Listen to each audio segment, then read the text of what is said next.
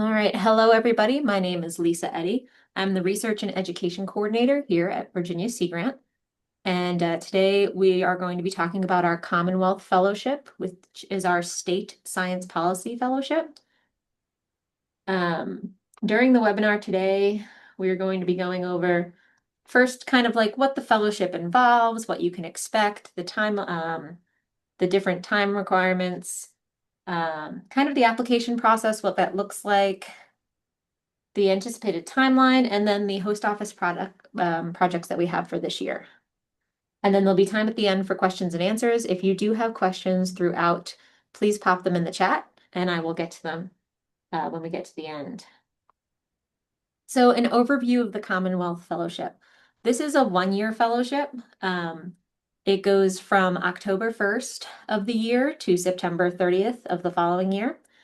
The applications are currently open, so we are currently accepting applications, and those are due by 5 p.m. on May 1st. In order to be eligible, you have to be from a Virginia college or university. You have to be close to graduating with either a master's, a PhD, or a professional degree, or you have to have graduated during fall 2024 or later. So if you have any questions about your eligibility, please let me know. Happy to discuss those with you. The pay for the fellowship is $58,000. For those of you who have looked at this fellowship in the past, that has gone up. That is because we can no longer offer health insurance with this opportunity. So you will be a William and Mary employee, a temporary employee for the 1 year. It is full-time, and the salary is $58,000. You also have $5,000 for professional development experiences, which can be conferences, travel, coursework, different trainings, workshops, and even critical expenses if you want to do some moving expenses or things like that. People have used it to buy gear if they're in a position doing work that they haven't done in the past and they need, let's say, waiters, stuff like that. The application contents. So the application is put in through our website, which I will give you a link to at the end. It consists of a personal career goal statement, a resume, which is 2 pages long, and then 2 recommendation letters. Now, this is a little quirky, but the recommendation letters, we're going to be asked that you submit those to us. If you do have a professor or someone who refuses to give it to you, that's okay. Get them in touch with me. I'll put my contact information at the end. But in general, we do ask that they give them to you. The reason we do this, I know it's a little different, but is because I don't like to see applications that fail because some professor forgot to put in the letter. So this allows you to give friendly reminders to your professors and to your advisors that you need those letters. So 2 recommendation letters, your resume, and your personal statement. Now this year, a little different. We are requiring that you put in a separate application for each of the positions you're interested in. That's just because there's a lot of diversity amongst the positions this year. So somebody who is interested in one may have really no interest in working in another area. So just let us know. You'll see on the website, there's a little drop-down menu. Let us know which position you are applying for. You are welcome to apply to all of them or just one. It's up to you.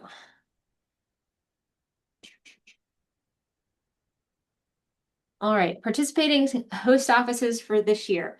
We have 3 projects at DCR, or the Department of Conservation and Recreation. One is working on the statewide impact plan for community rating systems. One is working on flood resilience planning, and one is working with the Healthy Waters program. All 3 of those are going to be located in Richmond, Virginia. There will be some opportunity for remote work, but you will have to go to the office on occasion. And again, that is going to be in Richmond. The other 2 opportunities, one is VMRC, that is located that is Agency Scoping Comments and Habitat Management Division Permit Tracking. It's a mouthful, but they're down in Hampton, Virginia. And then Hampton Roads PDC is actually in Chesapeake.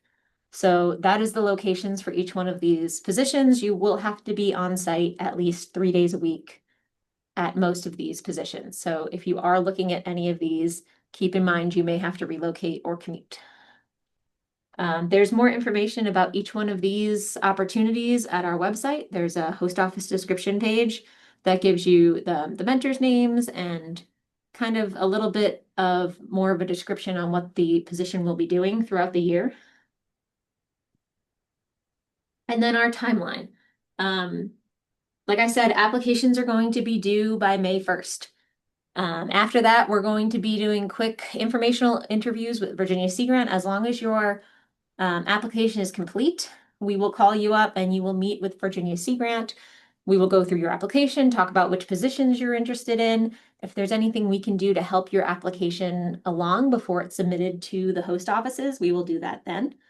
Um, and then as long as you make it through that round of interviews, we will let you know that you were a finalist and pass your information on to the host offices, who will conduct their own set of interviews with their assigned finalists.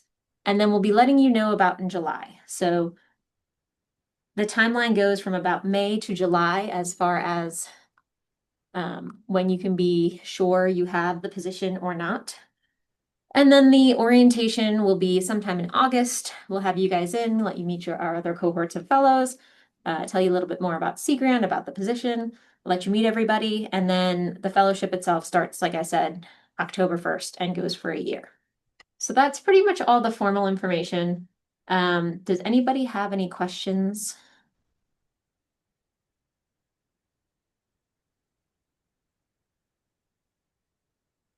I have a question. I was looking through the application materials, like information for applicants, and as far as the recommendation letters, they said that they recommended getting them from like different kinds of mentors. Could you speak to that a little bit more? Sure. So we always recommend that your advisor do one of them. Mm-hmm. But then the second one come from someone with a different perspective. So what was happening is someone would have their advisor do it, and then their favorite professor who happens to work in the same exact, like the lab next door. Mm-hmm. So the view of the student was very, very similar. Like we don't get to learn anything new about the student. And with such a condensed application, um, that can really limit the information we get.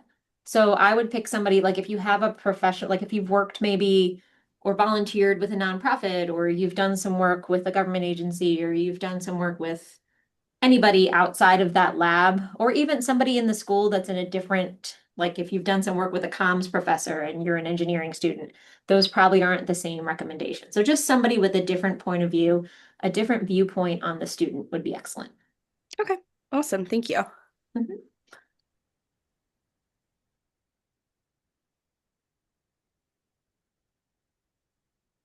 And it is, I don't know if I said this, it is 40 hours a week.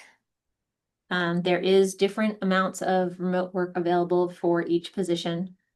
Um, and we will be having like a Q&A, not so much as a formal webinar, but a Q&A after um, probably towards the end of March. We'll make sure we send that out on the listserv, or if you're not on the listserv, please put your email in the chat so we make sure you get it.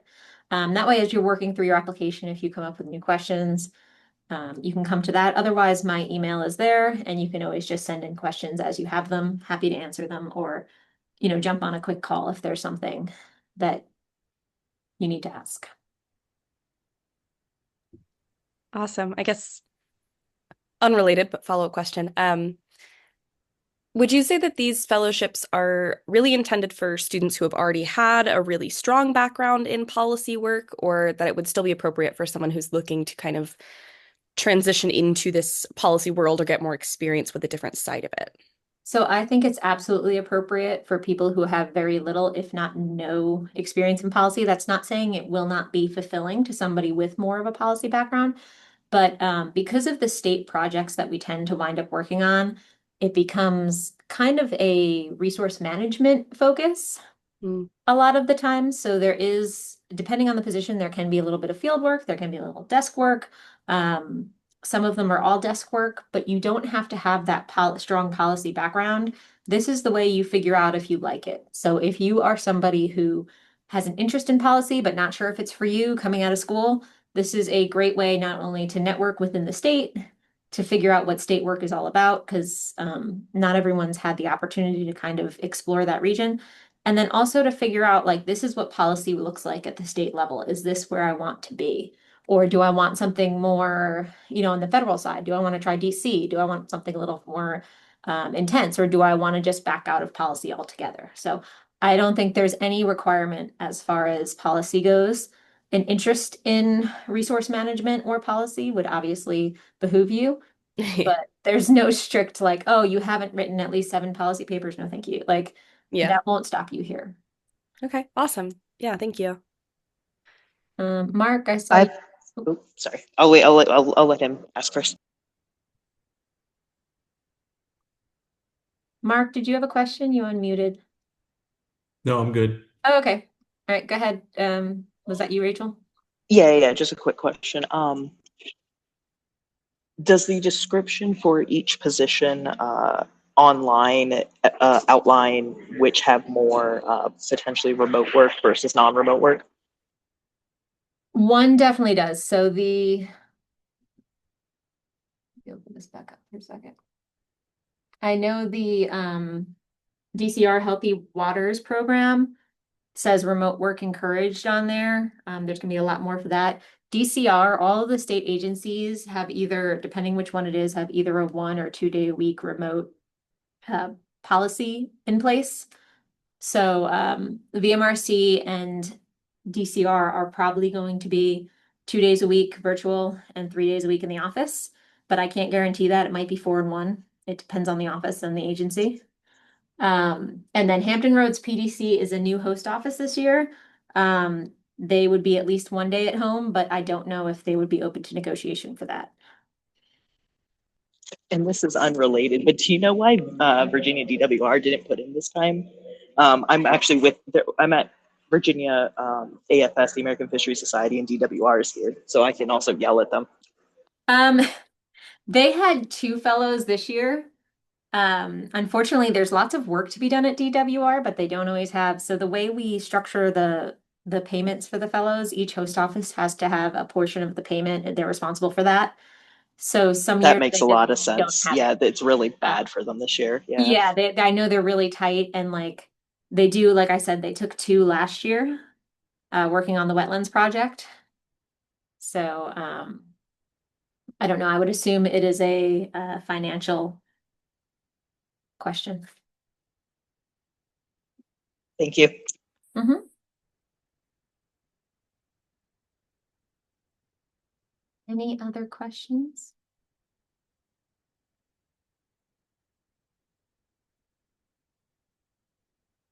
All right.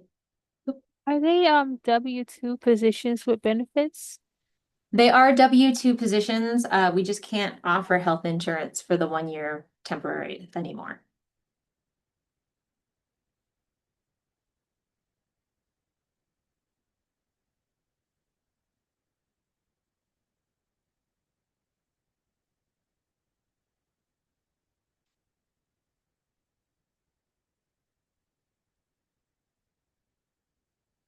All right. If nobody has any questions, I am going to stop the recording. I will have this recording placed on our website. And like I said, if you have any further questions, please feel free to email me. And I am happy to answer them. Thank you guys for coming down. And just a reminder, applications are due May 1st. Thank you, everyone. Thank you.